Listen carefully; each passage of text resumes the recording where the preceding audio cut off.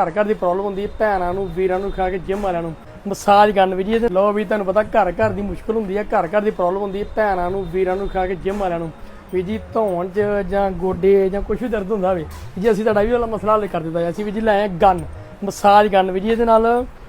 2-3 blade मिलणगे अलग अलग नाल एक ना तुहानूं चार्ज मिलूगा भी जी देखो इत्थों स्विच तुहानूं ऑन हो जाना ठीक है जी 2 3 4 5 6 स्पीड पूरी हो जानी है आ देखो भैन जिवें धौन बड़ी दर्द करदी पई सी आ देखो जी बहुत वधिया वीर जी हाँ जी मेरी भैन सुकून मिलता है हाँ जी वीर जी